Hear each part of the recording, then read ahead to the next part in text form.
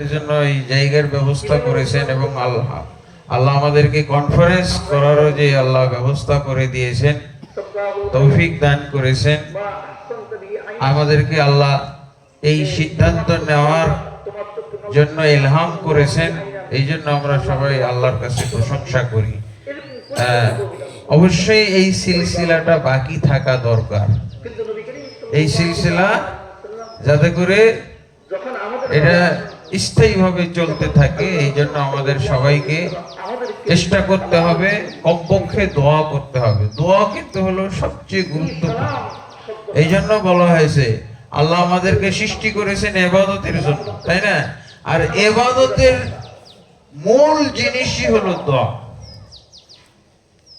আল ইবাদা আল দোয়া হুয়াল ইবাদা। আল্লাহ রাসূল সাল্লাল্লাহু আলাইহি ওয়াসাল্লাম বলেছেন দোয়াটাই হচ্ছে ইবাদত। আরেকটা হাদিস আছে, এটা সনদ দুর্বল, আর দোয়া উখুল ইবাদা। দোয়া হচ্ছে ইবাদতের ব্রেন বা মগজ। ইবাদত যত ইবাদত, তার মানে সমস্ত প্রকারের ইবাদত অন্তঃসার শূন্য যদি এর ভিতরে দোয়া না থাকে। দোয়া হলো মূল উপাদান। দোয়া হলো ইবাদতের মধ্যে শ্রেষ্ঠ এবং সেরা ইবাদত। বরং সমস্ত ইবাদত গঠিত হয়েছে ইবাদত দোয়ার মাধ্যমে। এই জন্য আমাদের এইটা তো পারবো সবাই, কিন্তু দোয়াটা হবে আন্তরিকতার সাথে, ইখলাসের সাথে। ইখলাসের সাথে আপনি যেই দোয়া করবেন সেই দোয়ার মধ্যে বরকত আছে, সেই দোয়ার কার্যকারিতা আছে, সেই দোয়ার মাধ্যমে আপনি ইহকাল এবং পরকালের স্বার্থ উদ্ধার করতে পারবেন। আলহামদুলিল্লাহ। তো আজকে আমাদের এখানে যে আপনারা যে ময়দানটা দেখলেন কনফারেন্সে এসে, এই ময়দানটার মধ্যে আমরা আল্লাহর কাছে আশা রাখি। আশা রাখাও কিন্তু একটা ইবাদত। আশা আকাঙ্ক্ষা, আল্লাহর কাছে আশা আকাঙ্ক্ষা পোষণ করা হলো ইবাদত। আর সেই আশা আকাঙ্ক্ষা অনুযায়ী কিন্তু আমরা এই জমিও কিনেছি, আল্লাহ কিনার তৌফিক দান করেছেন, আলহামদুলিল্লাহ। এখানে আমরা আশা রাখি যে বাংলাদেশের মধ্যে বা কমপক্ষে রাজধানী ঢাকার মধ্যে যেন সবচেয়ে বড় ইসলামী প্রতিষ্ঠান বা ইসলামী কমপ্লেক্স এখানে হইতে পারে। ইসলামী প্রতিষ্ঠান বা ইসলামী কমপ্লেক্সের জন্য পূর্ব শর্ত হলো একটা মসজিদ থাকতে হবে। যে কোনো আমরা কাজ করি না কেন, সামাজিক যে কোনো কাজের পূর্বে আমাদের মসজিদকে প্রায়োরিটি দিতে হবে, অগ্রাধিকার দিতে হবে। রাসূলুল্লাহ সাল্লাল্লাহু আলাইহি ওয়াসাল্লাম কি করেছিলেন? হিজরত করে মক্কা থেকে হিজরত করে মদিনায় ঢুকলেন। মদিনায় ঢুকে সর্বপ্রথম কি কাজ করেছেন? মসজিদ তৈরি করেছেন, মসজিদ নির্মাণ করেছেন। সর্বপ্রথম তিনি মসজিদ নির্মাণ করেছেন। তারপরে আপনারা জানেন যে আল্লাহ রাসূল সাল্লাল্লাহু আলাইহি ওয়াসাল্লাম মক্কা থেকে মদিনায় হিজরত করে এসে যখন স্থান নিলেন, কোথায়? কোবাতে আল্লাহ রাসূল সাল্লাল্লাহু আলাইহি ওয়াসাল্লাম স্থান নিয়েছিলেন। এই কোবা থেকে মসজিদে নববী 3 কিলোমিটার মাত্র। এই 3 কিলোমিটারের মধ্যে উনি সেই যুগে যখন একটা মসজিদও নাই, মদিনাতে একটা মসজিদও তৈরি হয় নাই, আল্লাহ রাসূল সাল্লাল্লাহু আলাইহি ওয়াসাল্লাম এই 3-4 দিনের ব্যবধানে তিনি 3টা মসজিদ করেছেন। সুবহানাল্লাহ। 3 কিলোমিটারের মধ্যে 3টা মসজিদ। আলহামদুলিল্লাহ, আলহামদুলিল্লাহ। একটা হলো মসজিদে কুবা, আর একটা হলো মসজিদ জুমা, আর একটা হলো মসজিদ নববী। সেই যুগে 3 কিলোমিটার, প্রতি কিলোমিটারে প্রায় একটা করে পড়তেছে গড়, তাই না? তা আল্লাহ রাসূল সাল্লাল্লাহু আলাইহি ওয়াসাল্লাম ইসলামের বিজয়, দ্বীনের বিজয়, এর হলো প্রকাশ্য প্রতীক হলো মসজিদ নির্মাণ করা। আলহামদুলিল্লাহ, আমাদের এলাকায় কিন্তু অনেক মসজিদ আছে, এমনকি সহিহ আকীদারই প্রায় 40-45টা মসজিদ আছে। এই উত্তরখান থানা, ঢাকার মধ্যে, ঢাকার আশপাশে যে সমস্ত থানাগুলো রয়েছে, এই থানাগুলোর মধ্যে সবচেয়ে আহলাদিস সংখ্যায় বেশি আপনি পাবেন এই উত্তরখান থানা। দক্ষিণখানেও কয়েকটা হয়ে গেছে, আলহামদুলিল্লাহ। তো এই থানার মধ্যে একটা বড় মসজিদ, কেন্দ্রীয় মসজিদের একটা দরকার আছে। কারণ এইখানে যে ছাত্ররা, এখানে যদি আমরা বিল্ডিং করি, কয়টা বিল্ডিং হবে? আপনারা জানেন, আপনার ঢাকা শহরের একটা বিল্ডিং এ একটা ইউনিভার্সিটি হয়। ইউনিভার্সিটি মানে কি? সর্বোচ্চ বিদ্যাপীঠ, সবচেয়ে বড় শিক্ষা বিদ্যালয়, অথচ একটা বিল্ডিং এর মধ্যে একটা। তাহলে এখানে কতগুলো, এই 2 বিঘার মধ্যে কতগুলো বিল্ডিং উঠতে পারে? আল্লাহু আকবার। এতগুলো বিল্ডিং এ কমপক্ষে 5,000 ছাত্র থাকতে পারে। 5,000-এর জন্য, শুধু ছাত্রদের জন্য যদি মসজিদ করা হয়, 5,000 ছাত্র সালাত পড়বে, তাহলে কত বড় মসজিদের প্রয়োজন। আমরা এই যে এখানে 5,000, 3 থেকে 5,000 ছাত্রের যে আবাসিক বা এরকম একাডেমিক যে ভবন হবে ছাত্রদের লেখাপড়ার জন্য, তার একটা বড় মসজিদের প্রয়োজন, তাই না? এমনকি এই যে পাশে যে মসজিদ দেখছেন, এটা দিয়ে আমাদের কোনো কাজ হবে না যদি মেনে নিই ওখানে সালাত পড়ার কথা। হ্যাঁ, তারপরও আমাদের এই মসজিদে কাজ হবে না। এখানে ইনশাআল্লাহ এই যে বাম পাশে মসজিদের একটা জায়গা আছে, স্পেস, এখানে ইনশাআল্লাহ আমরা 5 তলা বা আমাদের পরিকল্পনা আছে প্রত্যেকটা বিল্ডিং কমপক্ষে 10 তলা করে হবে। হ্যাঁ, কমপক্ষে 10 তলা করে হবে। গ্রাম অঞ্চলে তো আপনি চাইলেও করতে দিবে না, সরকারি নিয়মে, সরকারের আইনে আপনি গ্রাম অঞ্চলে চাইলেও পারবেন না। 3 থেকে 4 তলা সর্বোচ্চ করতে পারবেন।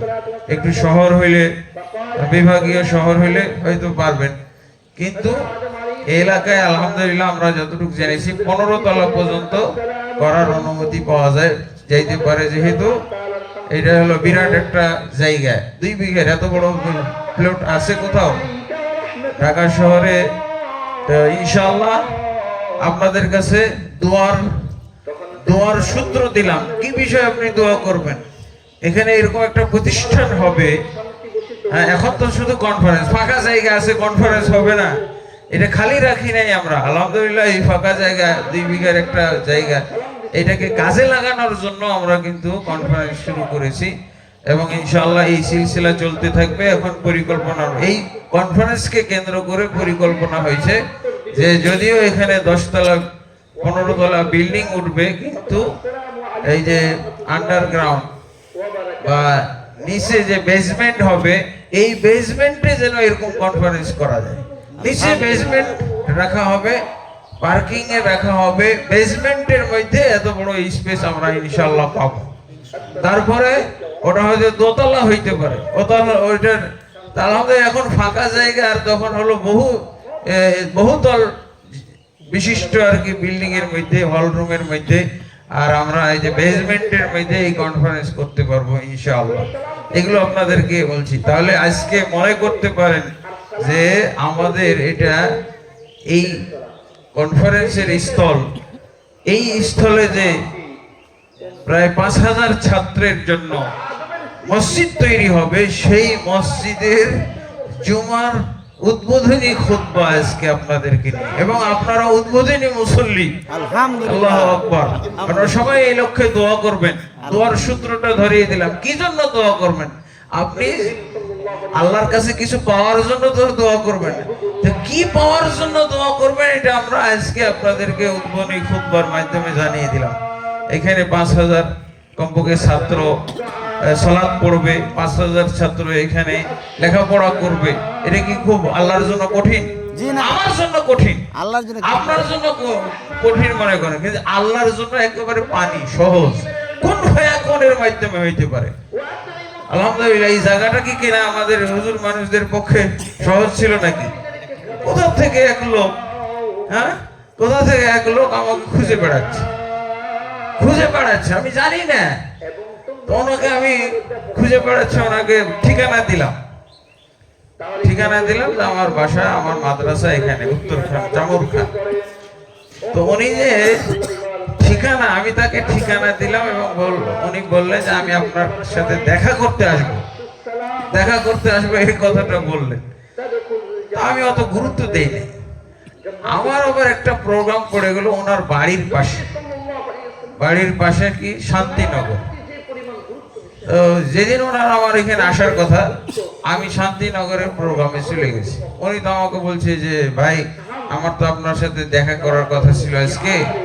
তো আমি বললাম যে আসলে আমি লিখে রাখি না কোন ব্যক্তি ফোনে কথা বলছে, দেখা করবে। কত লোকই তো দেখা করতে আসতে চাই, হ্যাঁ, অনেক সময় দিশাহারা হয়ে যায় কার সাথে কখন দেখা করব। তো অনেকে আমি বললাম যে ভাই দুঃখিত, আমি তো চলে আসছি আপনার এলাকায়। হ্যাঁ, তখন উনি বললেন যে আপনি ওই জায়গায় কতক্ষণ থাকবেন? আমি বললাম যে সর্বোচ্চ জোহর পর্যন্ত থাকতে পারি। তা আমার প্রোগ্রাম শেষ হয়ে গেছে 11টায়, 11টা 11:30টার দিকে শেষ হয়ে গেছে। আমি আবার চলে আসছি, বাসার উদ্দেশ্যে রওনা দিয়ে চলে আসছি। ততক্ষণ আমি বুঝি নাই যে উনি কতক্ষণ থাকবেন, এর অর্থ হলো এখানে এসে উনি দেখা করবেন। তো তারপর উনি ওইখানে চলে গেছে। এবার আমাকে ফোন দিয়েছে, আপনি শান্তিনগর কোথায় আছেন? বলছে আমি তো এখন চামুরখানা। বেচারা এরকম কষ্ট পাইলো, আর আমিও খুব লজ্জিত হয়ে গেলাম। বলে যে ভাই, এবার আপনি আমাকে ঠিকানা দেন, আমার উপরে এখন ফরজ হয়ে গেছে আপনাকে খুঁজে বেড়া। আপনাকে আর আমি ঠিকানা দিব না, লোকেশন দেন, আপনি আপনার লোকেশনটা দেন, আমি ওখানে যে কোনো মূল্যে যাব, দেখা করবো, কাফারা আদায়। দুইবার বেচারা কষ্ট করলো। আমি এবার নিজে বললাম যে আপনি নড়বেন না, আপনার জায়গায় স্থির থাকেন, আমি ওইখানে দেখা করবো। আল্লাহু আকবার। এই কথাটা শুনে বেচারা যে দুইবার যে ধোঁকা খাইলেন, বলছে যে আমার মনের মধ্যে যে কষ্টটা ছিল, সে কষ্ট দূর হয়ে সেই জায়গায় আমার আনন্দ উতলিয়ে উঠতেছে, এরকম অবস্থা। আল্লাহু আকবার। পরে আমি গেলাম ওনার সাথে মাগরিবের পর, দেখি উনি অফিস খুলে বসে আছে। হ্যাঁ, তারপরে যে কথা হলো, পরিচয় হলো যে ভাই, আমি আপনার লেকচার শোনার মাধ্যমে খাঁটি মুসলমান হওয়ার তৌফিক লাভ করছি। আলহামদুলিল্লাহ। আগে নাস্তিক ছিলাম, নাস্তিক থেকে মুসলমান হইলাম। মুসলমান হওয়ার পর এবার দেখতেছি নানান দল, নানান মত, কোন দিকে যাব, এই দিশাহারা অবস্থায় আছি। কোন দিকে যাব, সবাই টানাটানি করতেছে, কোন দিকে যাব। এমন সময় আপনার লেকচার শুনে আমার সমাধান হয়ে গেছে। আপনার লেকচার শোনার পর আমার এই টেনশনটা দূর হয়ে গেছে, কোন দিকে যাব, টানাটানির ঝামেলা থেকে আমি মুক্ত হয়ে গেছি। অতএব আমি দিনের কাজ কিছু করতে চাই। আমার বয়স 60-65 হয়ে গেছে।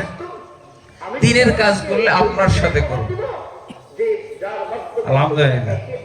এই তো উনি এসে ওনাদেরকে বললাম যে আমার এরকম প্রতিষ্ঠানে, এর 2টা প্রতিষ্ঠান আছে, এই প্রতিষ্ঠানের জায়গা কুলাচ্ছে না, তো আপনি এইরকম একটা জায়গার যদি ব্যবস্থা করে দিতেন। এটার একটা আছে, আলহামদুলিল্লাহ। আমি এই মাদ্রাসা তো এলাকায় করেছি অনেক আগে, কিন্তু এই মাদ্রাসাগুলো নিজস্ব জায়গার উপরে না, পরের জায়গার উপরে যদি মাদ্রাসা হয়, তাহলে যার তার গুদা খাওয়া লাগে, যার তার গুদা খাইতে হবে, যার তার বড় কথা শোনা লাগবে, যার তার কাছে বেইজ্জত হইতে হয়। এটা আমার বাস্তব অভিজ্ঞতা। তো আমি শেষমেশ এই ধরনের বেইজ্জত এবং এই ধরনের অপমান এবং এই ধরনের কোণঠাসা, এই ধরনের টেনশনে পড়ে আমি একটা সিদ্ধান্ত নিয়েছিলাম যে আমার এখানে যে ঢাকা উত্তরা, সেই ছাত্র জীবন থেকে যে কষ্ট করে আমি কিছু অর্থ জমিয়ে মদিনা ইউনিভার্সিটি, কুয়েতের চাকরি সব মিলিয়ে যে সম্পদ করেছিলাম, সেগুলো সব একত্র করে এখানে চামুরখানে আমি জায়গা কিনছি, প্রায় 13 কাঠা মতো। তা আমি শেষে সিদ্ধান্ত নিলাম আমার জায়গাটাই দিয়ে দেব, পুরোটাই দিয়ে দেব। তো এই ভাইকে, যিনি আমার জন্য এত আন্তরিক, ওনাকে আমি এনে বললাম যে ভাই, আমি এই জায়গাটা দিয়ে দিচ্ছি, কিন্তু রাস্তা পর্যন্ত পৌঁছতে 3 কাঠার একটা প্লট বাধা হয়ে আছে। এই 3 কাঠার প্লটটা যদি আপনি কিনে দিতেন বা আপনার বন্ধু বান্ধব মিলে, আমি তো জানি না ওনার কতটুকু সামর্থ্য আছে, তো উনি রাজি হয়ে গেলেন। রাজি হওয়ার পর উনি বলছেন আচ্ছা ঠিক আছে, আপনি কথা বলেন মালিকের সাথে, আমি কিনে দিই। তো উনি আমাকে আশ্বাস দেওয়ার পরে আমি মালিকের সাথে যোগাযোগ করলাম। মালিক বলতেছে এটা আমি বিক্রি করতে চাইছিলাম, সিদ্ধান্ত নিয়েছিলাম, কিন্তু এখন আমি সিদ্ধান্ত পাল্টে দিয়েছি, এখন এটা আমি আমার মেয়েকে দান করে দিয়েছি, আর বেচবো না। তখন ভাইকে বললাম যে ভাই এই জায়গাটা তো আর বেচতেছে না, তাহলে কি করা যায়? মনে করলাম যে টাকাটা যেহেতু উনি রাজি হয়েছে, টাকাটা নিয়ে মাদ্রাসার অ্যাকাউন্টে রাখি। তো উনি বলছে যে ভাই আসলে বিষয়টা এরকম না, আল্লাহ আপনার জন্য আপনার আন্তরিকতা দেখে, আপনার সদিচ্ছা, আপনার ত্যাগ তিতিক্ষা এবং মাদ্রাসা করার যে আগ্রহ, মাদ্রাসার যে মহব্বত, মাদ্রাসাকে আপনি যেভাবে, তিনি প্রতিষ্ঠানকে যেভাবে মহব্বত করে আপনার জীবনের সকল সঞ্চয় আপনি দিয়ে দিতে চাচ্ছেন, সেই জন্য আল্লাহ হয়তো মঞ্জুর করেছে। আমার অন্তরের মধ্যে এটা আল্লাহ স্থাপন করে দিয়েছেন যে আপনার মন মানসিকতা যত বড়, এই বড় মন মানসিকতার জন্য এই ছোট জায়গা চলবে না, 13 কাঠার জায়গা এটা হবে না। আপনি আল্লাহর পক্ষ থেকে এটা ফাইসালা হয়েছে, ওই জমিওয়ালা আপনাকে জমি দিচ্ছে না, বিক্রি করবে না, এর অর্থ হলো বড় একটা জায়গা আল্লাহ আপনার জন্য মঞ্জুর করেছেন, আপনি বড় জায়গা খুঁজেন। আলহামদুলিল্লাহ। আলহামদুলিল্লাহ। তো আমি এটাকে মনে করি যে ইব্রাহিম নবীর তাজহিয়া বা ত্যাগের সাথে একটা তুলনা করে থাকি। ইব্রাহিম নবী কি করেছিলেন? সবচেয়ে তার প্রিয় সন্তান, 80 বছর বয়সে যেই সন্তানকে উনি পাইলেন, সেই সন্তানকে আল্লাহ কুরবানি করতে বললেন। ইব্রাহিম নবী কি দেরি করছিলেন? জি না। কুরবানি ছুরি চালিয়ে দিয়েছেন। ছুরি চালানোর পর কি দেখা যাবে? গলা কাটা, গলায় জবাই করা সন্তান দেখবে, আর এরপরে তো দাফন করবে, তাই না? জানাজা পড়ে দাফন করবে। এই দৃশ্যটাই সামনে বাকি ছিল, তাই না? ছুরি তো চালিয়ে দিয়েছে। 100% উনি জানেন যে ইসমাইল আজকে থেকে বাবার হাতে, আমার নিজের সন্তান নিজের হাতে জবাই হবে, এবং জবাইয়ের পর জানাজা পড়ে কবর দিবে। এই দৃশ্য দেখার কথা ছিল, কিন্তু আল্লাহ তাবারক ওয়া তাআলার কারিশমা, আল্লাহ তাবারক ওয়া তাআলার মহিমা, আল্লাহর হিকমত কে বুঝবে? নবীও বুঝে নাই। নবী কি বুঝতেন এই ডায়ালগ হবে?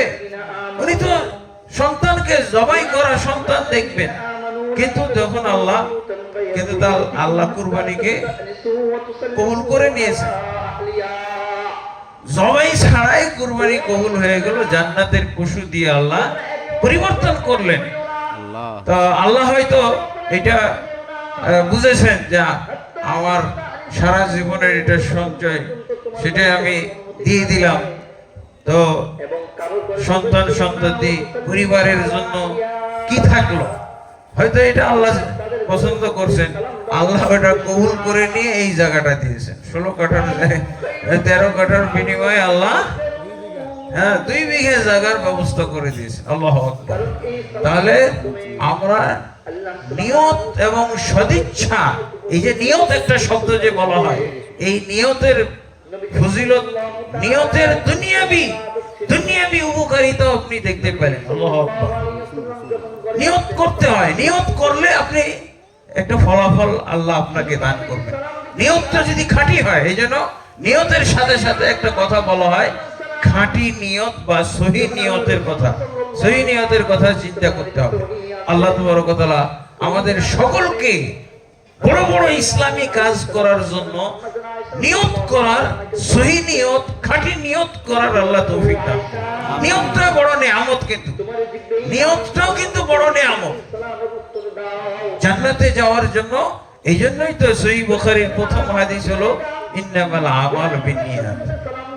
কিসের 7575 হাদিস, সেই হাদিসগুলোর মধ্যে প্রথম হাদিস হলো ইন্নামাল আমালু বিন্নিয়াত। সমস্ত আমল নির্ভর করে নিয়তের উপরে, সমস্ত কাজ নির্ভর করে আপনার সহি নিয়তের উপরে। তো নিয়তের মধ্যে যদি আমরা খাঁটিত্ব আনতে পারি, ইখলাস ঠিক রাখতে পারি, তাহলে অবশ্যই এর মাধ্যমে অনেক কিছু হবে। এই হলো ফাউন্ডেশনের জায়গার ইতিহাস। 2023 ফেব্রুয়ারি মাসে এটা রেজিস্ট্রি হয়েছে, কিন্তু আলহামদুলিল্লাহ আমাদের এই জায়গার জন্য আমরা দাতা তেমন পাই নাই। এরকম দাতা হইলে, যেমন দাতা এসেছিলেন এই যে আবু বকর রাদিয়াল্লাহুর মতো দাতা, আমরা যদি দাদাদের নমুনা দেখতে চাই, কারণ সূরা ফাতিহাতে আমরা কি পড়ছি, ইহদিনাস সিরাতাল মুস্তাকিম, হে আল্লাহ তুমি আমাদেরকে সরল সোজা পথ দেখাও, সঠিক পথ দেখাও। ওই লোকদের পথ যাদের প্রতি তুমি অনুগ্রহ করেছো, যাদের প্রতি অনুগ্রহ করেছো তারা কারা? সাহাবায়ে কেরাম। আল্লাহু আকবার। এই সাহাবায়ে কেরামের পথ অবলম্বন করে আমাদেরকে চলতে হবে। সাহাবী আবু বকর রাদিয়াল্লাহু আনহু যে দান করেছিলেন, কি ধরনের দান?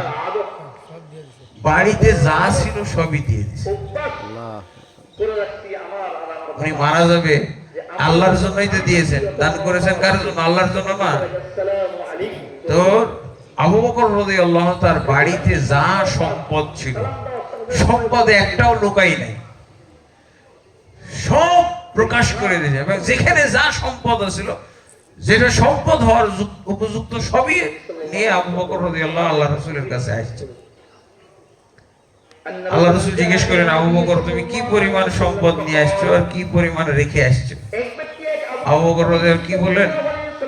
আমি আল্লাহ এবং আল্লাহর রাসূল ছাড়া কিছুই রেখে আসি নাই, আমি বাড়িতে শুধু আল্লাহ এবং আল্লাহর রাসূলকে রেখে এসেছি। তার মানে আল্লাহর সন্তুষ্টি এবং রাসূলের সন্তুষ্টি, এটাই আমার পুঁজি, এটাই আমার সম্পদ, এটা ছাড়া আর কিছু না।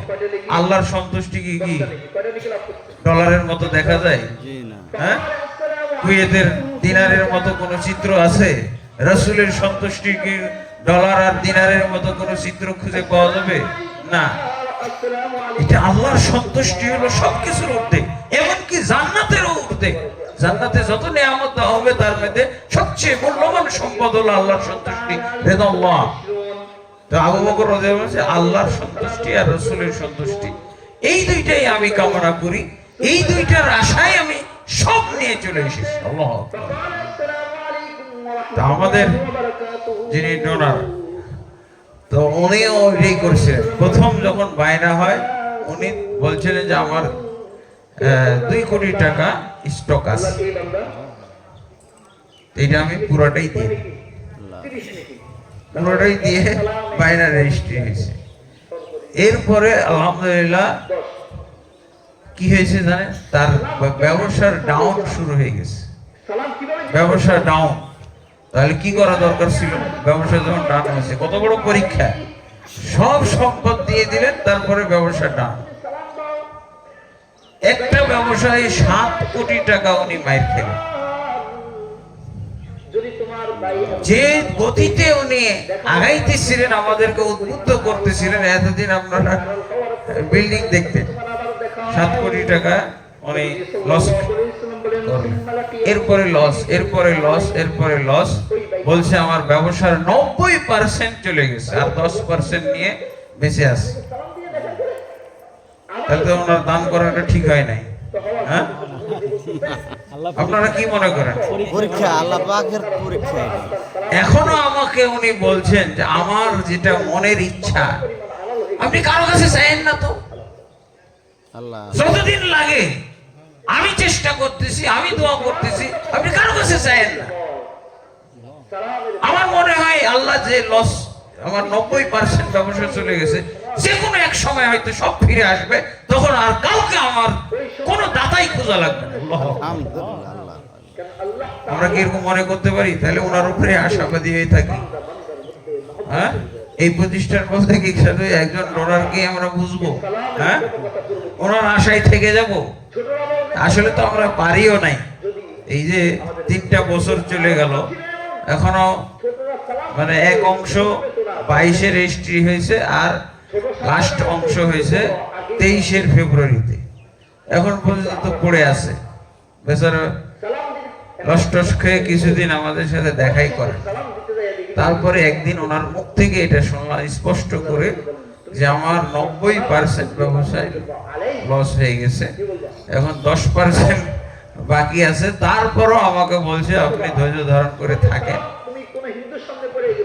ওনাকে উনি মনে করে যে আমি মনে হয় খুব কষ্টে আছি, কষ্ট, এই কষ্টটা যেন না হয়, আপনি চিন্তিত হয়ে না, যেদিন আমার হয়ে যাবে সেদিন আমি এই নিয়ে আপনার এখানে টাকা নিয়ে হাজির হয়ে যাবো। আল্লাহু আকবার। এই লোকটার জন্য সবাই দোয়া করেন, আল্লাহ যেন তার ব্যবসায় যে লস হয়ে গেছে 90% চলে গেছে, আল্লাহ যেন এই লোকটার শত শত কোটি টাকা দরকার ছিল, এই লোকটার টাকা, সালমান এফ রহমানের মতো টাকা এই লোকের হওয়া উচিত ছিল, এস আলমের মতো টাকা এই লোকটার হওয়া উচিত ছিল।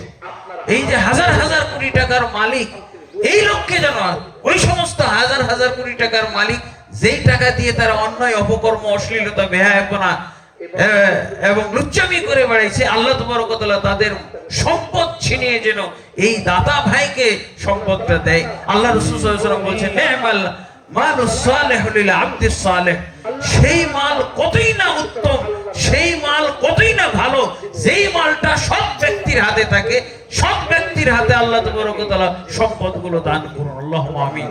এটা আল্লাহর পক্ষে কঠিন নয়। আমরা কি বলছি আজকের এইটা হলো আমাদের সেই 5000 মুসল্লির মসজিদ যে এখানে হবে 5000, আমরা কমটাই ধরছি, যেহেতু 5000 ছাত্র থাকার আমরা প্ল্যান পরিকল্পনা নিয়েছি, এখানে সেই সংকলনের জন্য বিল্ডিং হবে 5000 ছাত্র, তো 5000 ছাত্রের সাথে আরো তো 1000 লোক নামাজ পড়তে পারে। হ্যাঁ, এত বড় মাদ্রাসা, এত বড় মসজিদের প্রথম কাজ আমরাও কিন্তু কুয়েতি সংস্থার পক্ষ থেকে প্রথম এই যে যখন নওদাপাড়া রাজশাহীতে ইউনিভার্সিটি করার পরিকল্পনা করলাম, প্রথম মসজিদ বানাইছিলাম।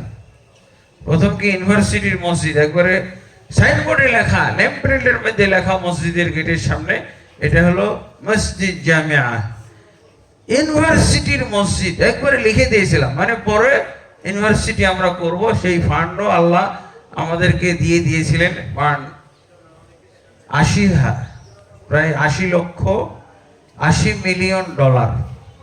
80 মিলিয়ন ডলার কত হয়, সেই 2006-এর ঘটনা। কিন্তু সেটা আর কি আমাদের এই যে সাংগঠনিক কামড়াকামড়ির কারণে ওই নিয়ামতটা আমরা হারিয়েছি, বঞ্চিত হয়ে গেছি।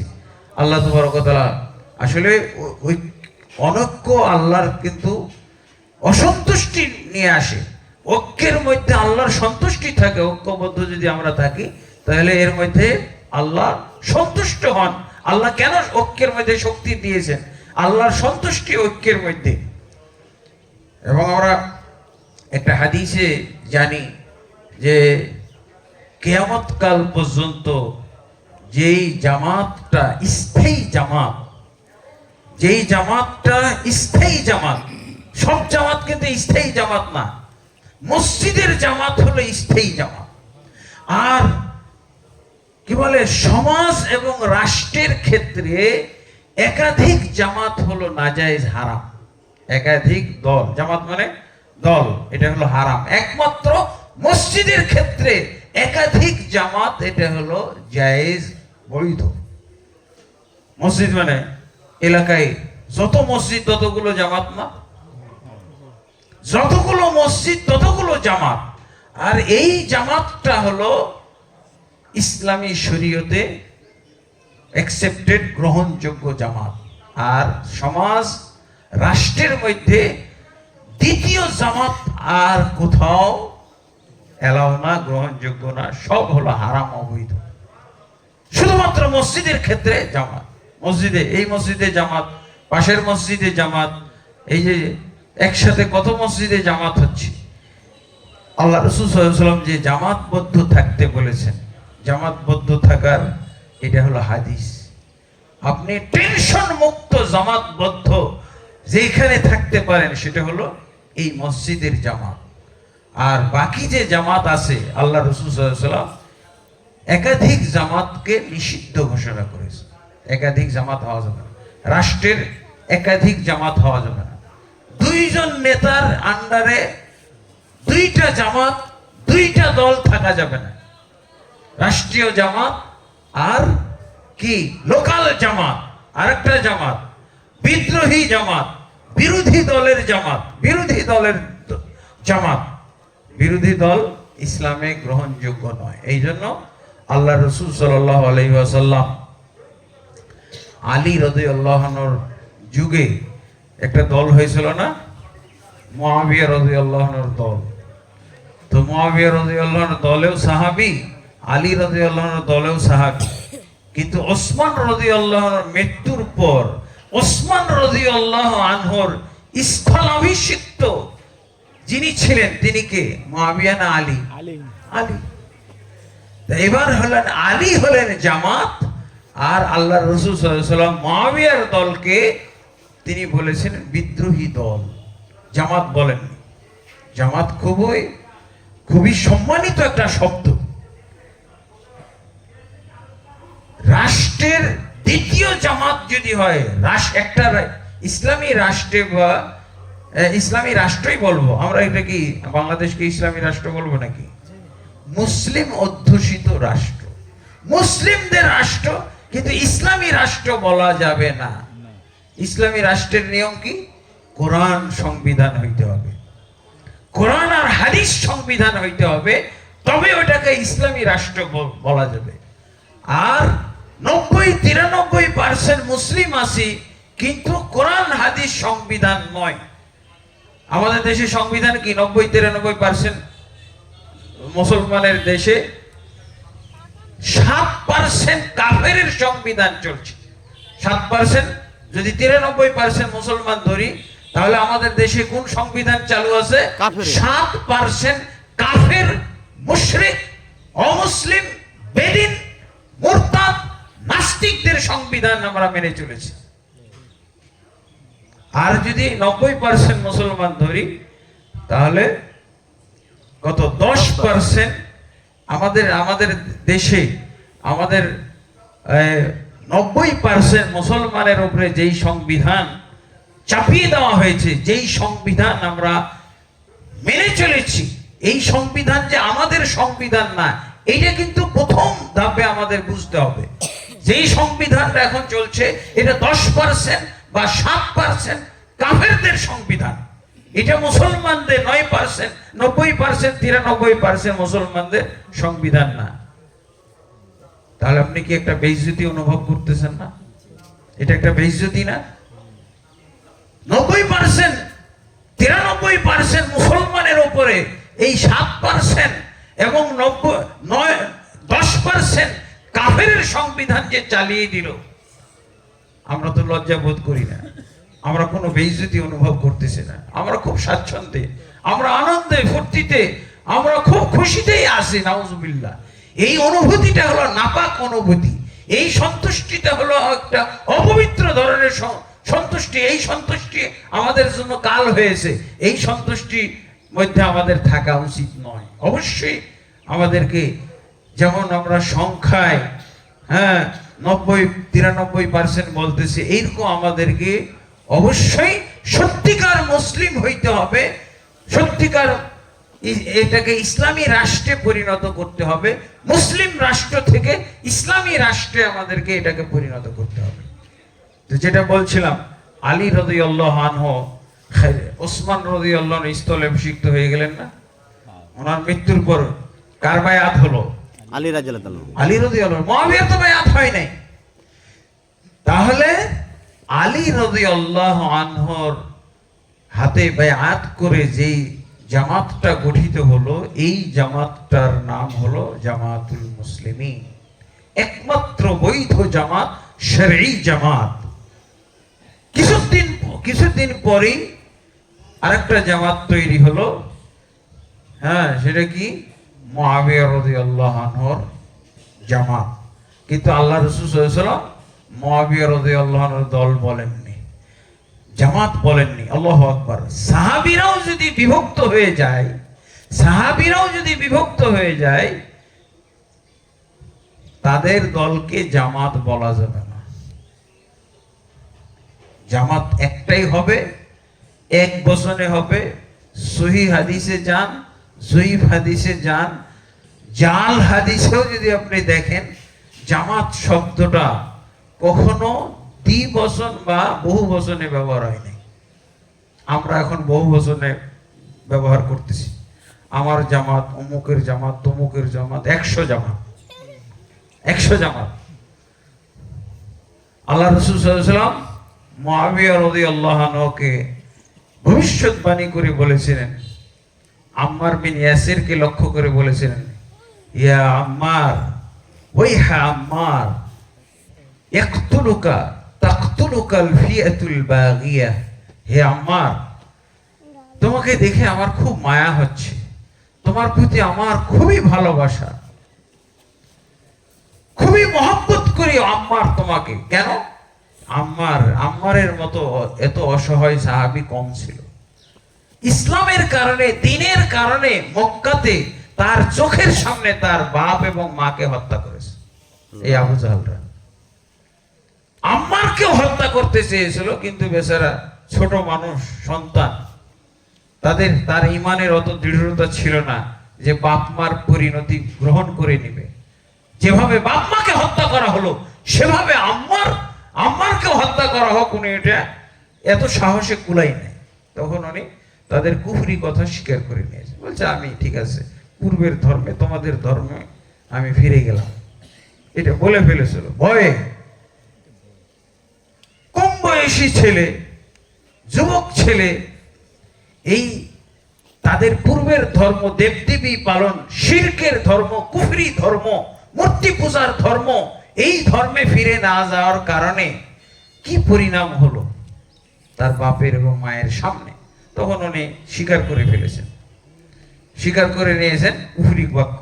তারপরে কিন্তু তার অন্তর কুরে কুরে খাচ্ছিল এই অনুশোচনা, অনুতাপ। যখনই উনি সুযোগ পাইলেন, মদিনায় পালিয়ে গেছিলেন। মদিনায় পালিয়ে তার ঈমান রক্ষা করেছিলেন। সেই আহত, ক্ষতবিক্ষত ঈমান, যেটা তার অন্তরের মধ্যে রক্তক্ষরণ হচ্ছিল, যেই ঈমানে রক্ত ঝরতেছিল, ক্ষতবিক্ষত হয়েছিল, বাপ মার এই করুণ মৃত্যু, বাপ মার এই শাহাদাত বরণ চোখে সচক্ষে দেখে তার অন্তরে যে এই ভয় একদিক থেকে, আর একদিক থেকে ঈমানের মধ্যে ঘাটতি ঘটে গেছিল তার, সে এটাকে ঈমানের ঘাটতি মনে করেছে। আম্মার রাদিয়াল্লাহু আনহু চলে যাওয়ার পরও, মদিনায় যাওয়ার পরও তার অস্বস্তি, যে আমার মনে হয় ঈমান ওই মক্কাতেই রেখে এসেছি, আমার ঈমান মনে হয় মক্কাতেই থেকে গেছে, আমার শুধু দেহটা, আমার ফিগারটাই শুধু মদিনায় এসেছে। অশান্তি, কোনোভাবেই স্বস্তি পাইতেছে না। পরে রাসূলুল্লাহ সাল্লাল্লাহু আলাইহি ওয়াসাল্লামকে জিজ্ঞাসা করলেন। রাসূলুল্লাহ সাল্লাল্লাহু আলাইহি ওয়াসাল্লাম কিছুদিন পরেই তো হিজরত করে চলে গেলেন। তারপরে রাসূল সাল্লাল্লাহু আলাইহি ওয়াসাল্লামকে জিজ্ঞেস করলেন, ইয়া রাসূলুল্লাহ, আমি তো মনে হয় মক্কাতেই ঈমান ফেলে এসেছি। যেদিন আমার মা, আমার বাবাকে আমার সামনে হত্যা করা হয়, সেদিন আমার ঈমানটা হত্যা হয়ে গেছে, নিহত হয়ে গেছে মনে হয়। আমি তো তাদের কুফরি কথা স্বীকার করে ফেলেছিলাম।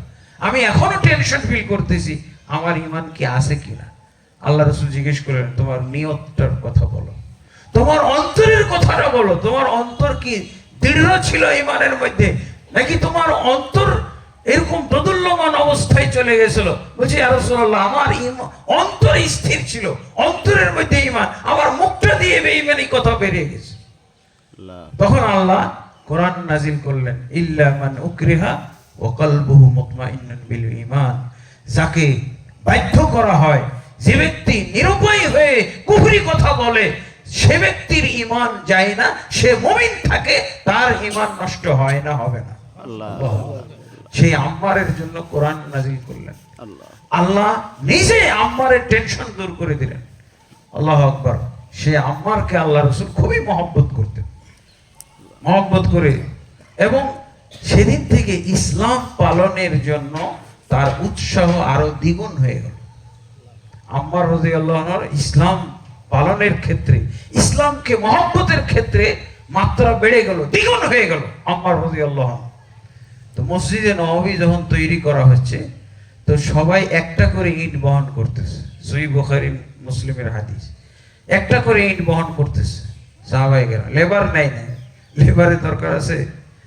সবাই একটা করে ইট বহন করতেছে, আর আম্মার রাদিয়াল্লাহু আনহু আল্লাহু আকবার। দুইটা করে ইট বহন করছে এইভাবে পেটে ধরে। আমাদের মতো এই ছোট ছোট ইট না তো। পাথর।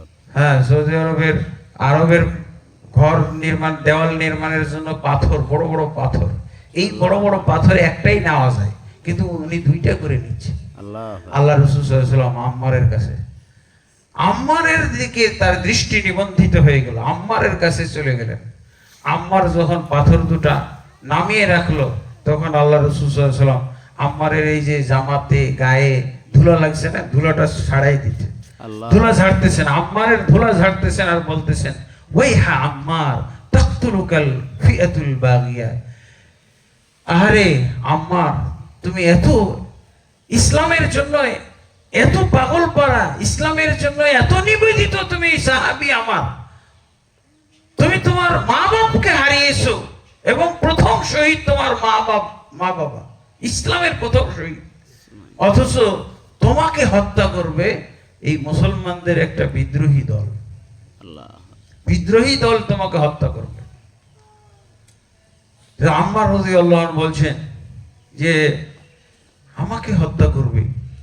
বলছে হ্যাঁ, তোমাকে হত্যা করবে, বিদ্রোহী দল। তো যখন আলী আর মুআবিয়া রাদিয়াল্লাহু আনহুর সাথে যুদ্ধ হয় সিফফিনের সময়, তখন আম্মার মুআবিয়া রাদিয়াল্লাহু আনহু দলের লোকের হাতে নিহত হলেন, শহীদ হয়ে গেলেন। তারপর এই হাদিসটা নিয়ে আনাগোনা শুরু হয়ে গেল। হাদিস, হাই হাই, আমরা কি সর্বনাশ হয়ে গেল। আবু সাঈদ খুদরি রাদিয়াল্লাহু আনহু বর্ণিত হাদিস, আমর ইবনুল আস রাদিয়াল্লাহু আনহু ছিলেন এই মুআবিয়া রাদিয়াল্লাহু আনহুর ডান হাত। এই হাদিসটা আবু সাঈদ খুদরি রাদিয়াল্লাহু আনহু আমর ইবনুল আসকে শোনাইলেন। আমর ইবনুল আস বলছেন, তিনি খুবই চিন্তিত হয়ে গেলেন, ব্যথিত, মর্মাহত, টেনশন। হাই হাই, মুআবিয়া রাদিয়াল্লাহু আনহুর পক্ষ অবলম্বন করে কি সর্বনাশ হয়ে গেল। আল্লাহ রাসূল সাল্লাল্লাহু আলাইহি ওয়াসাল্লাম বিদ্রোহী দলে পড়ে গেলাম। আল্লাহ রাসূল যে ভবিষ্যৎবাণী করেছেন সেই বিদ্রোহী দলের মধ্যে চলে গেলাম আজকে। হ্যাঁ, কি বুঝলেন?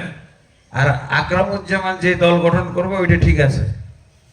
হ্যাঁ, মুআবিয়া রাদিয়াল্লাহু আনহুর দল এটা হয়ে গেল বিদ্রোহী। জামাত বলতে পারতেন না? দুইটা জামাত হইতো। যদি জামাত স্বীকার করা হইতো তাহলে দুইটা জামাত হইতো, একটা আলীর জামাত আর একটা হলো মুআবিয়ার জামাত। কিন্তু আল্লাহ রাসূল সাল্লাল্লাহু আলাইহি ওয়াসাল্লাম ভবিষ্যৎবাণীতে কি বলছেন? ফিআতুন বাগিয়াতুন। মুআবিয়া রাদিয়াল্লাহু আনহু যে দল পরিচালনা করছেন এটার নাম হলো বিদ্রোহী দল, বিদ্রোহী গোষ্ঠী। এবার মুআবিয়া রাদিয়াল্লাহু আনহুকে যে আমর ইবনুল আস রাদিয়াল্লাহু আনহু বার্তা দেওয়ার চেষ্টা করলেন যে মুআবিয়া, আপনি ভুলের মধ্যে আছেন, আপনি এটা মেনে নেন, স্বীকার করে নেন, আমাদের ফিরে আসা উচিত। মুআবিয়া রাদিয়াল্লাহু আনহু তখন কি ব্যাখ্যা করলেন? একটা ব্যাখ্যা করে ওনাকে সান্ত্বনা দিলেন। কি? আকাতালনাহু, আমরা কি তাকে আকাতালনা, আমরা কি তাকে হত্যা করেছি নাকি? ইন্নামা কাতালাহু মান জাআ বিহি ইলাহুনা, তাকে তো হত্যা করেছে, তার আম্মারের হত্যাকারী, আসল হত্যাকারী তো তারা যারা আম্মারকে মদিনা থেকে এই জায়গায় আনছে। কি বুঝলেন? ওই যুগেও অপব্যাখ্যা ছিল, রাসূলের হাদিসের অপব্যাখ্যা ওই যুগেও ছিল। তার মানে ওনার দাবি হলো আলীর চাইতে ওনার দলই হক বেশি, কিন্তু এটা আল্লাহ রাসূল সাল্লাল্লাহু আলাইহি ওয়াসাল্লামের এই হাদিস দ্বারা প্রমাণিত হয়ে গেল। তারপরে আল্লাহ রাসূল সাল্লাল্লাহু আলাইহি ওয়াসাল্লাম আম্মার ওই দলটাকে কেন উনি বিদ্রোহী দল বললেন, বিদ্রোহী দল বললেন, তার ব্যাখ্যা এই হাদিসে এসেছে। ইয়াদউহুম ইলাল ইসলাম, ইয়াদউহুম ইলাল জান্নাতি, ইয়াদউহুম ইলাল্লাহ। আম্মারের মৃত্যুটা কি অবস্থায় হবে? আম্মার রাদিয়াল্লাহু আনহু আল্লাহর দিকে দাওয়াত দানকারী হবেন, জান্নাতের দিকে দাওয়াত দান। দুইটা শব্দ আছে হাদিসে। আম্মার রাদিয়াল্লাহু আনহু জান্নাতের দিকে দাওয়াত দানকারী, আম্মার রাদিয়াল্লাহু আনহু আল্লাহর দিকে দাওয়াত দানকারী, আর তাকে যারা হত্যা করেছে তাকে তারা জাহান্নামের দিকে দাওয়াত দিচ্ছিল। দলের দিকে দাওয়াত দেওয়াটাকে আল্লাহ রসুল জাহান্নামের দিকে দাওয়াত দেওয়া বললেন। দল যেই গঠন করুক, সাহাবিও যদি গঠন করে সাহাবি জান্নাতি, দল গঠন করাটা ভুল, দল গঠন করাটা জাহান্নামী কাজ। কিন্তু সাহাবীর মাধ্যমে জাহান্নামী কাজ হইতে পারে না, জাহান্নামে যাবে না। এই যে হাতেব বিন বালতা, সূরা মুমতাহিনার যে ঘটনাটা, হাতেব বিন বালতা মক্কা বিজয়ের পরিকল্পনা ফাঁস করে উনি চিঠি পাঠিয়ে দিয়েছে মক্কা বিজয়ের, অথচ বদরের যুদ্ধে অ্যাটেন্ড করা সাহাবী, কিন্তু মক্কা বিজয়ের পরিকল্পনা ফাঁস করে চিঠি লিখে মক্কাবাসীর কাছে পাঠিয়ে দিয়েছে। ওমর ইবনুল খাত্তাব রাদিয়াল্লাহু আনহু তাকে হত্যা করার জন্য একেবারে তলোয়ার নিয়ে রেডি। ইয়া রাসূলুল্লাহ, এই মুনাফিককে বাঁচিয়ে রাখা যাবে না, এই মুনাফিককে হত্যা করে ফেলতে হবে। কাজ মুনাফিকি, কিন্তু সাহাবী কি বদরি সাহাবী, বদরের যুদ্ধে যে অ্যাটেন্ডকারী সাহাবী, বদরের যুদ্ধে যারা অ্যাটেন্ড করেছিল, এই সাহাবীদের ফজিলত অন্য সাহাবীদের উপরে অনেক বেশি। বলছে না মুআবিয়া, না না ওমর, খবরদার একে হত্যা করা যাবে না, এ হলো বদরের যুদ্ধে অ্যাটেন্ডকারী সাহাবী। যেই বদরের যুদ্ধে অ্যাটেন্ডকারী সাহাবীদের ব্যাপারে আল্লাহ জানিয়েছেন আমাকে, হে বদরের যুদ্ধে অংশগ্রহণকারী কি বলে মুজাহিদরা, তোমরা যা করো আমি সব মাফ করে দিয়েছি। আল্লাহ মাফ করে দিয়েছেন, তার মানে এই আচরণও আল্লাহ, এই অপরাধও আল্লাহ তার মাফ করে দিয়েছেন। তাহলে খবরদার তলোয়ার মারো না। পরে জানা গেল যাচাই বাছাই করে সরলতার কারণে বেচারা উনি যে এরকম একটা সর্বনাশ হয়ে যাবে, মক্কা বিজয়ের পরিকল্পনা নস্যাৎ হয়ে যাবে, ধ্বংস হয়ে যাবে, এটা উনি বুঝতে পারেন নাই। সাহাবী সরল, আল্লাহ রাসূল সাহাবীদের ব্যাপারে, মুমিনদের ব্যাপারে বলছেন গিররুন কারীম, এরা হলো মানে সম্মানিত সরল সোজা মানুষ। মুমিনরা সম্মানিত সরল সরল। ওয়াল কাফিরু খাব্বুল লাইম, কিন্তু কাফের হচ্ছে সে ধূর্ত এবং সে ধোঁকাবাজ, প্রতারক। ওর প্রতারণার কাছে আপনি টিকবেন না, ওর ধোঁকাবাজির কাছে আপনি টিকতে পারবেন না। আল্লাহু আকবার। দেখেন, তাহলে ঐক্যের বিপরীতে আমরা জামাতের বিপরীতে আরেকটা জামাত দাঁড় করাইলে, সাহাবীরও যদি এই কাজটা করে, সাহাবীর এই আচরণকে আল্লাহ রাসূল সাল্লাল্লাহু আলাইহি ওয়াসাল্লাম জাহান্নামের দিকে দাওয়াত দেওয়ার সাথে তুলনা করেছেন। আর আমরা যেটা বলতে চেয়েছিলাম যে স্থায়ী জামাত, একাধিক স্থায়ী জামাত যেটা গ্রহণযোগ্য, সেটা হলো মসজিদের এই জামাত একাধিক হইতে পারে, আর সফরের জামাত একাধিক হইতে পারে। একসাথে কত মানুষ পৃথিবীতে সফর করতেছে, মুসলমান একসাথে কত মুসলমান সফর করতে, তত জামাত। মাঠে ময়দানে যারা বসবাস করে, সুন্দরবনে বসবাস করতেছে, কোনো একটা দ্বীপে বসবাস করতেছে, এরা একটা জামাত। এগুলো হলো গ্রহণযোগ্য। সফরের ক্ষেত্রে, মসজিদের ক্ষেত্রে একাধিক জামাত। এবং আল্লাহ রাসূল সাল্লাল্লাহু আলাইহি ওয়াসাল্লাম যে বলছেন যে হাদিসটা, কেউ যেন মুসলমানরা একাকী না থাকে, বিচ্ছিন্ন না থাকে। বিচ্ছিন্ন থাকলে তাকে বাঘের খেয়ে ফেলবে। যেভাবে ছাগল পাল থেকে বিচ্ছিন্ন কোনো ছাগল বের হয়ে গেলে তাকে বাঘে খেয়ে ফেলে, ঠিক জামাত থেকে কেউ যদি বিচ্ছিন্ন থাকে এককভাবে, একাকীভাবে, তাহলে তাকেও শয়তানে খেয়ে ফেলবে, শয়তানে তাকে পাকড়াও করবে, ধ্বংস করে ফেলবে। কিন্তু আল্লাহ রাসূল সাল্লাল্লাহু আলাইহি ওয়াসাল্লাম বলছেন, মসজিদের যে জামাতের সাথে যারা থাকবে তারা কখনোই শয়তানের শিকারে পরিণত হবে না। আল্লাহু আকবার। মসজিদের জামাতের সাথে, সালাতের জামাতের সাথে যারা সংযুক্ত থাকবে, যদিও এগুলো বহু জামাত, এই জামাতের সাথে থাকলে এই যে বিচ্ছিন্ন থাকা থেকে আপনি বেঁচে গেলেন, এটাই হলো একমাত্র জামাত যেটা একাধিক হইতে পারে, মসজিদ ভিত্তিক হইতে পারে। আমরা তো গোটা বাংলাদেশকে কি বলি? মসজিদের দেশ। ঢাকা শহরকে মসজিদের শহর বলে থাকি। হ্যাঁ, কিছুক্ষণ পরপর মসজিদ, কিছুক্ষণ পরপর মসজিদ। হ্যাঁ, আমরা ঢাকা শহরের মধ্যে গেলে তো একেবারে দেখা যায় 2টা বিল্ডিং পরই মসজিদ। এখন আলহামদুলিল্লাহ এই মসজিদের ব্যাপারে আল্লাহ রাসূল সাল্লাল্লাহু আলাইহি ওয়াসাল্লাম যেটা ফজিলত বলেছেন, মসজিদ আমাদেরকে যেহেতু প্রায়োরিটি দিতে হবে, সব কাজের আগে মসজিদ বানাইতে হবে। রাসূল সাল্লাল্লাহু আলাইহি ওয়াসাল্লাম বলছেন, মান বানা লিল্লাহি মাসজিদান, যে ব্যক্তি আল্লাহর জন্য একটা মসজিদ নির্মাণ করবে, বানাল্লাহু লাহু বাইতান ফিল জান্নাহ, তার জন্য আল্লাহ জান্নাতের মধ্যে অট্টালিকা নির্মাণ করবেন। আল্লাহু আকবার। এরপর আল্লাহ রাসূল সাল্লাল্লাহু আলাইহি ওয়াসাল্লাম এটা বলছেন, হ্যাঁ, মান বানা লিল্লাহি মাসজিদান কামাফহাসি কাতাতিন বানাল্লাহু লাহু বাইতান ফিল জান্নাহ। কেউ যদি কাতাত পাখির বাসার সমান একটা মসজিদ বানায়, তার জন্য আল্লাহ তাবারক ওয়া তাআলা জান্নাতে নির্ধারিত ঘর নির্মাণ করবেন, অট্টালিকা তাকে দান করবেন, সুরম্য অট্টালিকা, বিশেষ অট্টালিকা তাকে দান করবে জান্নাতে। মাফহাস কাতাত, তার মানে কাতাত পাখি, এই যেই পাখিটা মাটির মধ্যে বাসা করে, ডিম পাড়ে, বাচ্চা ফুটায়, এটাকে কি বলা হয়? কাতাত পাখি। আর আমরা বাংলা ভাষায় বললে বন্য মুরগি। বন্য মুরগি কিন্তু গাছে ডিম পাড়ে না। মসজিদ কোথায় হয়? গাছের উপরে হয় নাকি জমিনের উপরে? এই জন্য আল্লাহ রাসূল কাতাত পাখির সাথে তুলনা করেছেন।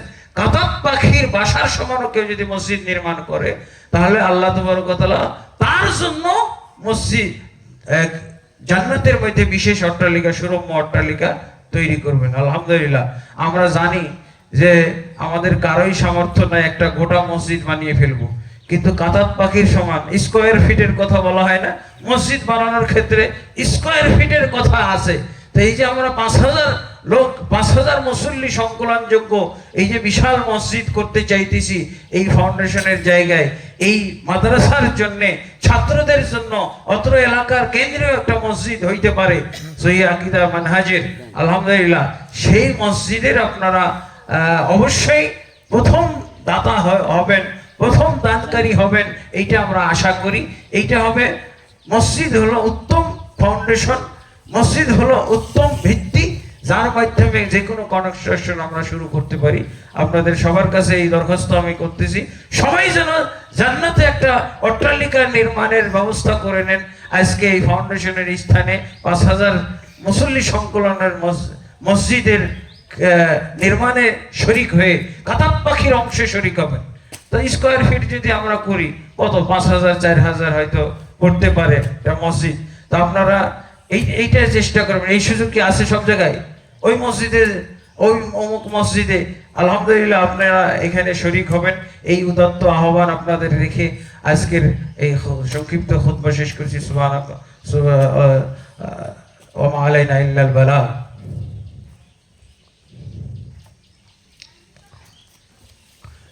আলহামদুলিল্লাহ রাব্বিল আলামিন, والصلاة والسلام على أشرف الأنبياء والمرسلين نبينا محمد وعلى آله وصحبه أجمعين. أما بعد، أعوذ بالله من الشيطان الرجيم. إن الله وملائكته يصلون على النبي يا أيها الذين آمنوا صلوا عليه وسلموا تسليما. اللهم صل على محمد وعلى آل محمد كما صليت على إبراهيم وعلى آل إبراهيم إنك حميد مجيد. اللهم أصلح لنا ديننا الذي هو عصمة أمرنا، وأصلح لنا دنيانا التي فيها معاشنا، وأصلح لنا آخرتنا التي فيها معادنا، واجعل الحياة زيادة لنا في كل خير والموت راحة لنا من كل شر. اللهم أعز الإسلام والمسلمين وأذل الشرك والمشركين ودمر أعداءك أعداء الدين يا رب العالمين. اللهم أصلح ولاة العلماء وعامة المسلمين وخذ بنواصيهم إلى صراطك المستقيم. يا حي يا قيوم برحمتك نستغيث. عباد الله رحمكم الله، إن الله يأمر بالعدل والإحسان وإيتاء ذي القربى وينهى عن الفحشاء والمنكر والبغي يعظكم لعلكم تذكرون. ولذكر الله أكبر والله يعلم ما تصنعون.